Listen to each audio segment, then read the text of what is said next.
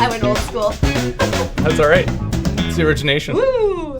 Joel Fleischman, Happy Hour Podcast number 138 with Marcus Weigert. Cheers, Jules. Cheers. A little bubbly. Well, we have a special episode today. We are turning the tables, passing the mic, as this is your official last podcast. Yeah. How's that feel? How's it feel being on the other end? Yeah, interesting. I mean, I think I was at Drexel for, was it a year maybe? Maybe a little over a year. And obviously Joel started this podcast during COVID, when many podcasts started, myself and yours. Mine, yep. Yeah, it started during COVID, and then I joined Drexel in February of 21, and his son Jackson's friend, who had been kind of helping out with Joel, kind of producing it and whatnot, was going off to college and needed somebody to step in. And obviously I was in IT, I was in this building, I had a podcast, Yeah. It all kind of lined up and made sense. For sure. So yeah, it started at, was like, I don't know, it was episode like 56 or something like that. But we had, or 54 maybe, we had Keith Novotny, who's local to the area, cousin subs, Kewaskum, West Bend area. He was on here. And now it's 138, and I haven't been involved in every single one. Obviously, there's some that you've stepped in for me. Yep. I know Luke Schills jumped in. I think Sam Lemler might have at one time. Hashtag teamwork. The value. Maybe did a podcast. Teamwork.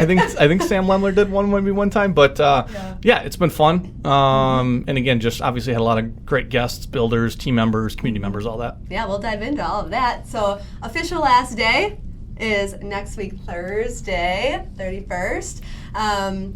For those who don't know, tell us about this new adventure you're embarking on. You got a big move.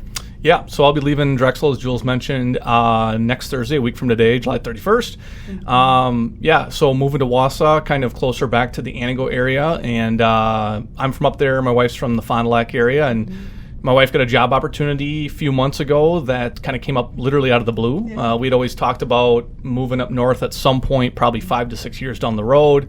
Classic, you make plans, God laughs kind of thing. Exactly. But yeah, all of a sudden, a conversation happened at work in Fond du Lac one day, and there was an opportunity for her to take a job in Wausau.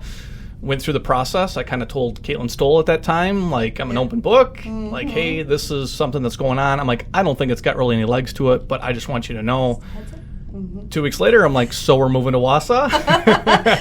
And we tried to figure out timeline from there, and so yeah, I got a house, and we'll be moving, officially closing in Fond du Lac here in just a few weeks. So last day will be July 31st, and then closing on the house down here in Fond du Lac shortly thereafter. Crazy. And being on the other.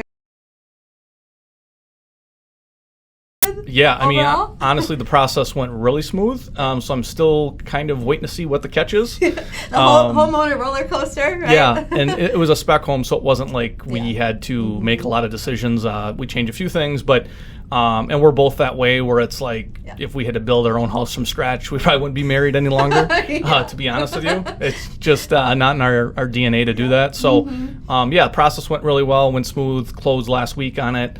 So now I have a few weeks to kind of move all of our stuff. And that's probably the biggest challenge, right? Yeah. Everybody goes through it at some point, whether it's apartment to a house or house to house or house to condo or whatever Like, it is. wow, in life. how have we accumulated this much, right? Oh my gosh. Yeah, unbelievable. Well, very exciting. Let's go back a little bit. You had spoken to how it kind of originated, how you helped co-host. Tell me, from when you started, like the vision then, and kind of how it's evolved, like from the first episode you were on. Yeah, I would say originally, kind of when I started helping out, I thought maybe it would just be a little bit of a part-time thing, like in terms of like this wouldn't last very long. Yeah. I mean, the origination of it, obviously Joel wanted to connect with people, where kind of the connection core value came along during COVID, and brought a lot of different community members, some team members on, and then it evolved into, obviously we got a newer setup. The original one we had. The mysterious episode number 86, which is probably a guest you could reach out to maybe have that podcast redone. I've told the story at SHU quite a few times, but it was like August of 22, and Tim O'Brien, obviously a great client of Drexel, was up here and did a podcast with Joel. It was 55 minutes long with our old setup, which worked well, but it was 55 minutes of gold, really good episode. They had lunch for like an hour afterwards or whatnot. But anyway, Went to go upload it on a Monday morning, as I classically would, after a Thursday or Friday podcast. And there's 55 minutes of video and not an ounce of audio. And all I could figure out was that where the volume buttons are at, there is a override button that kind of mutes your microphone. And there was no real way to kind of figure that out in the moment. Everything sounded great in the headphones. So I went to Joel and didn't know if I was going to get fired that day or what was going to happen. And he literally just laughed at me. Yep. I think he saw how beat up I was about it. And, said, wasn't a big deal. Just don't let it happen again. Yeah. And then obviously I called Tim O'Brien to let him know and reached out to Tim Mulder and was like, hey, just so you know, because he knew Tim was up here for the podcast. And then I dropped a goodie basket off at the Tim O'Brien office in Milwaukee. And the next day on the way to a Brewers game, and I walked in and the lady saw me and she's like, can I help you? And I was like, oh yeah, I got this goodie basket. I said, I was doing the podcast yesterday. I'm like, we had some technical, I'll just say I made a mistake. And she goes, oh, the whole office knows. And I'm like, great, the whole office knows I'm a dumbass. Like, that's awesome. Great. That's right. Great. So yeah. Oh, man. But it started then and obviously got a lot of builders on. I would say probably 23 into 24, did a lot of different builders and it's just been, obviously, as you know, Joel, there's interest all over in different places and different things we support at Drexel and updates within, changes and progress we made. So, like, every episode has a nugget or two. Yep. Some have more. But, like, Derek was on, who obviously you were close with Derek working prior. Derek Depry was on. Great episode. Aaron Sadoff was on. Tony Cable. We were just talking about before we got on air here, who owns the Norbert and the Orville down in West Bend, like hospitality stuff. Yeah. Obviously, sitting down with Joel and Albert was really cool. Yeah. And I would love to, obviously, once a week to sit down with Albert just to hear about the stories of the past and pick like his the art brain. book too. Yeah. Yeah. And like even to see you do the podcast at the expo, traveling, the idea is there and then, you just make it happen. And it's really cool to see, we're not confined by these walls and these ideas here. I love that we've expanded from not just team members, but bringing in community members and the builders. And that's really, really cool. Yeah, and it doesn't take, honestly, as you know as well, it doesn't take a lot of time. We're in here for 20 to 35 minutes. And then to upload the podcast probably takes somewhere between 10 minutes to 30 minutes, but it's not like you're literally sitting at the computer the entire time. So I feel bad, in some ways of doing the podcast where I post on communities and people are like, does Marcus just do a podcast here and nothing else? Does he bring any value to this company? So, but yeah, it's been great just to kind of sit down. As you know, obviously, the episodes you've done with Joel, just to kind of get inside his brain and kind of pick on things, especially like the Thanksgiving episode we did when you're like, nap or walk. This or that. And this or that, right? We did so many of those different things. So, all of it's been fun. Yeah, that's really cool. Even in my personal podcast, my sister and I have definitely not, missed the record button and found same thing, no audio, how crushing that is after 30 minutes of great content. We've had laughing attacks, all the things, So that answers my question about, those unforgettable moments or mistakes and not hitting the F4 button, right? Yeah, for sure. So you had spoken to Tony Cable's episode. That one really stood out to you. Anything else you've really had a unique opportunity, like you said, core value of connection to connect with so many Drexel team members and community members. Is there, a certain guest that's really stood out to you, or that just, I don't know, caught you off guard or anything? I wouldn't say caught me off guard. I guess actually producing the episode when Mike, Shannon Sr. and Jr. were on, that was one of the first ones. So right after Keith Novotny, I was literally caught off guard because Joel had asked me a question, and I was at that time still trying to get familiar with the sound and just whatever. Trying to make sure everybody could hear all the voices. And Joel looked at me and he's like, what percentage do you think, Marcus?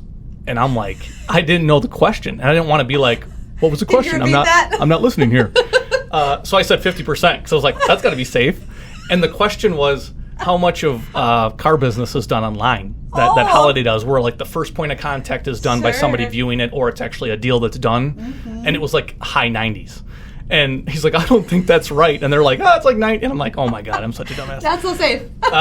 So that was probably the only time I was literally caught off guard. In terms of other information, I guess there was not really any type of moments that, we've had some deep, sincere, tragic type stories that were shared by builders, by team members that you didn't know the story to. Some things we even shared afterwards, where there was some stuff where we wish we would have had the pod kind of run a little bit longer. Yep. Dialogue, so those things were probably shocking, but I would say it was interesting to see just how many things, like how many people go through things that, like, even when you feel like you know them, you all of a sudden get them on a podcast and you ask direct questions, and you're like, oh, I didn't know that about you, or you went through that, or this, or that, and then really the themes I would say of the people that were on here too, where there's so much carryover, whether you're running a restaurant, or Cutter Vac was on here from Fond du Lac, a vacuum, cleaning business, company business, and just all these things that there's just so much synergy that it really doesn't matter what you do and operate. It's all how you treat people, how you follow up. Are you actually answering the phone? Do you provide quality, consistent service? Like, it's stuff that we all know, but like that just were the themes that kept coming back in so many of them. That is really cool, like, connecting the dots, the stories. I remember that Tony Cable episode too, and just like it's so cool to hear from somebody in a different industry, an industry that we do reference quite frequently with hospitality and such, and I really love that we've kind of expanded that, and it just really gives you an opportunity to learn and say like, oh yeah, like that's why we do that. Correct. No, 100%. Like it's completely different industry, right? Like you said, and I think like the restaurant and bar industry, which like you said, we do reference a lot. But I mean, that's such a, like, I think everybody, at least maybe it's just me, you're like, oh, I'd love to own a bar someday, right? You'd love to have this, but it's like, I mean, to make those things successful, you have to be there every single day. Like, you got to have a great staff, but you also got to be there every single day. And to see people that really have success with that is really super interesting. Really cool, for sure. So I guess, what are you going to miss about this podcast or the team? The team, I mean, obviously all the people I've met. Between Monday.com and then going over to training development, obviously doing the podcast and stuff like that. Like, obviously I've met a ton of people here, which is awesome. So obviously you miss the people. Like, the culture is, I mean, working in higher ed and working in summer baseball, coaching, all the stuff I was doing prior. Like, this was just such a different environment, in a good way. Where it was like, obviously the amount that we change, and anybody can bring up an idea, and you still have fun. And I always have a hard time explaining Drexel to people, because I'm like, well, it's a really fun place to work with, but there's high expectations, and people are like, well, how can you kind of have both ends of it? So, I would say the podcast, just missing, obviously, meeting new people and learning insights, as you were just mentioning, of like whether it's bar and hospitality, it's maybe somebody who works at a church or a car dealership, or we've had county sheriffs on here. We've had people who are running for political positions. It's a variety, like, it is like a wide variety. You really look back. Yeah. Are you going to continue podcasting or some form of media, in whether like personal and professional routes? For sure. Yeah, I hope to double down at some point here, which it's just one of those things where I got to do it instead of talk about it. My Fired Coaches podcast that I've had since 2020, and I do think there's more to it. Again, I'm not saying this is Pat McAfee show or a Barstool thing by any means, but I do think there's more to it. It's just a matter of literally putting more time into it, doubling down on it. I do want to get more involved with that as we make our move once we get settled. Which probably means I'll never touch it. So you will, because I'll hold you accountable. Yes, please. The accountability will continue after this. That's still a value we all hold near and dear, right? Yes. And futureme.org. Don't forget that. Futureme.org. Yep. Derek. Shout out to Derek. Yep. For that. Derek Deprey, that was a good one.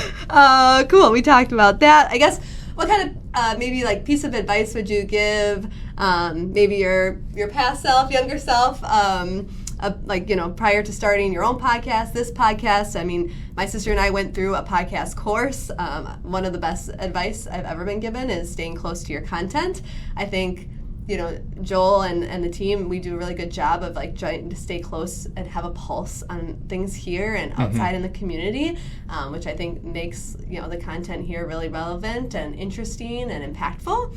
So I guess, I don't know, any advice that you were given? Or I would say the advice that kind of what I just ended with, like doubling down on my podcast. Like, I need to just do it and just start, right? Like, and I give you kudos with your podcast lasting that long, because yes, mine's still technically active, but if there was a heartbeat flashing above the Apple Podcast thing, it would not be flashing very, very great. our heart would be beating very strong. So honestly, just start. I always said that I think people should either have a podcast or a blog to get just your thoughts on life out there. Yeah. I love how, like, obviously we're close to Derek. Yeah. He always sees like learning opportunities and everything, right? Yes. Stopping at a There's restaurant. always a lesson. And I think that we see that stuff all the time. And there's so many great nuggets or insights or things that we see in everyday life. But we don't really take a lot of time to reflect on them necessarily. Yeah. And so I think like having a blog or even starting a podcast. I mean, I've seen people literally start a podcast with 3 high school friends talking about sports weekly. That it's like, it's just, you're just kind of getting your thoughts out there. It's a great way to connect with your friends. No one's probably going to listen to it, right? But it's like, you got to get your thoughts out there. And I think anytime you're writing them down or talking about them, it makes them a lot clearer and actually shows if there's actually some substance to it, as opposed to just like thinking in your head like, oh, yeah, that's a good idea, right? Like actually putting some action to it. So really just starting is... Yeah, the done is better than perfect. Yes. Quoting Joel again there. And two, I mean, I've heard it before. Like, even if you have one listener, you have impact. Like, there is influence there, and you never know who needs to hear it, So I think it's just such a unique opportunity, whether you're doing that personally or professionally. It's, yeah. And I would say with mine, too, like, there was, at one time, I had 155 listeners to each episode, was kind of concurrently for a while. And then I fell off, right? And then so the lead, or listenership fell off. Not that I ever got paid for it. Wasn't looking for that, but you definitely can't look at that, right? Because it's so discouraging to be like, oh, I had this many people and now I'm getting like 30 people. But really, there's still 30 people there that are actively listening. For sure, for sure. Cool. I guess, what will you miss about the community, like Fond du Lac, Campbellsport, you name it? Like, what are you going to miss about being here? Yeah. Well, we'll be back quite a bit because my wife's family's all from around here. Yeah. Got a niece who's 12 who we've kind of had a big part in her life. Yeah. But I've been in Fond du Lac since basically 04. Okay. Going to college. It was a couple of years I left but came back. So I would say probably the restaurants since I love food. I would say one of the biggest accomplishments at Drexel was putting in the Fleischmann 15 officially. 4.5 years it took me, but I got here. Don't know if that's good or bad. But the VP runs. Yeah. No, I think I think just certain things, like whether it's going to Kelly's Creamer last night, going to the EAA for a night show. For sure. Just the access of Fond du Lac being an hour away from Milwaukee, Madison, Green Bay, and obviously different things happening, but I'm looking forward to a new opportunity in Wausau. Yeah. Obviously, growing up there and being there as a kid, that was always the cool place to go to when you're in Annie, go do stuff. The mall's no longer in Wausau, but obviously you have Rib Mountain and the Woodchucks baseball team, and there's a lot of different things. Baseball's got to be in there somewhere. Yeah, there's a lot of different stuff, and we're still close enough to Green Bay to get to Packer games and all that, but a lot closer to my family up there, which will be great. So. That'll be awesome. Cool. Any advice for me in this new role here? No, I mean, honestly, you're extremely curious and always like thought-provoking, asking great questions, learning from wherever you can. So I'd just say keep being you, because that's honestly where I think, again, the podcast outlet gives us opportunities to maybe reinforce concepts or learn things that maybe we didn't know before. So, no, I would literally just say just keep being you, honestly. The curiosity trait. Like I tell a lot of candidates that, it's going to serve you really well here and anywhere. Just continue to ask better questions, get better answers, and even, to the team, we had recently asked, like, what's a skill you want to develop? What's something, you want to further your knowledge on? And we learned a lot from that. So I hope to use some of those themes in some of our team member interviews. And, we recently looked through our builder list as well. And, it'll be interesting to kind of see where that takes us, or any repeats too, you know. So we got Megan coming back onto the podcast, so it'll be really fun to see that kind of evolve, and other stories that we want to tell, things that we want to share. Well, we have so many things going on here, and that's not to mention the team members. That would make a great podcast episode. Yeah, right. Like the community members, the builders. Like there's always something, but even team member wise, there's just always something going on here. Yeah, for sure. Cool. Let's see. I guess tell me a little bit about what you plan to do professionally next. Yeah. So I am going to be working at Northwestern Mutual, doing some recruiting for them for full-time advisors, and then interns, and then helping train interns as well. So kind of keeping that training development thing, and then kind of going back to my coaching with recruiting and all that. So that sounds like a great fit. Yeah, I mean, I always tell people, like, I love meeting people, connecting, which is kind of a joke of people at times, too, when they're like, oh, Marcus, yeah, he's got to ask you where you went to high school or where you worked prior. Who you know somebody that knows somebody. Yeah, and it's just, it got to the point this summer where it's finally like, yeah, like, I actually really am able to connect with a lot of different people. So, love doing that. So, I'll be starting that, obviously, a few weeks after I leave here. Give yourself some transition time. Yeah, a little bit of transition time to get the house all ready and whatnot. But, looking forward to, obviously, a new challenge, new opportunities, things like that. But, obviously going to miss people here. I mean, especially give some shout outs, Caitlin Stoll, obviously my boss now, and Nate Grinwald, my former boss. They both hired me. But everybody here, everybody's been so great. Joel, Andy, Julie, everybody's been great. So it's just been fun. Yeah. I've really enjoyed, like, you were, even though on day one, shoe day, I have to bring this up. It's my first day walking into Supply Happiness, State of Happiness. State of Happiness, yeah, and Fondy. Yep. Which was my first shoe day. And I'm like, who's this Marcus guy? Because I received, like, all my communication from the people on the talent team, and then one email from Marcus, like, hey, here's where you go, here's what you do, la, la, la. And then I don't even know who you are. I walk into the building at Thelma. He's like, hey, I'm Marcus. He shook my hand, and he left because he was sick that day. I was sick, yeah. I literally, I hope and I pray that I washed my hands, that I wasn't coughing into my hands. But I do remember meeting Jules, and I was just not feeling well that day. And I was trying to stick it out and make it through, and Betsy and Kate are like, you're going home. And I'm like, no, I'm fine. Like, I'm fine. I'm here. I got up, whatever. And they're like, no, you're going home. And I just kind of disappeared. So I can't remember being sick after that. That's always a great first intro, yeah. You probably should have sent me your medical bills. First lasting impression. Well, cool. Connect with Marcus. You are on some platforms of social media. Yeah, I'm on LinkedIn, Twitter, which is my favorite app. Spent way too much time on there. The podcast too. Yeah, my podcast. Yep, Fire Coaches podcast. It will be extra active. Yep. My latest Twitter post or tweet, or if you can still call that my latest X. Yes, which will be your billboard for today. Which will be my billboard. Is that I hope. What I would say with the billboard would be is no coffee, drink water. And the reason that is because I had worked for somebody many moons ago, great person, but they literally, as a leader, you couldn't talk to them until they had their coffee, like in the morning. Like that was really what their jam was. And I know a lot of people drink coffee, Jules. Joel Fleischman. And I had just put on Twitter the other day that I hope I never wake up a day in my life and have to rely on coffee to start my day. Well, Joel saw my tweet or X post and literally called me out in front of everybody at downtown the other day. Disagree right there. He told me you're flat out wrong. And basically said, sorry, I'm weak for drinking coffee every morning at 4:15 or 4:17 or whatever it was. And I'm like, this tweet wasn't directed at you, but obviously if you're feeling like this, maybe it's more of a you thing than it's a me thing. I mean, I don't know. So, I would just say no coffee, drink water. Yeah, sounds like an issue. Yeah, right, exactly, as I should have said.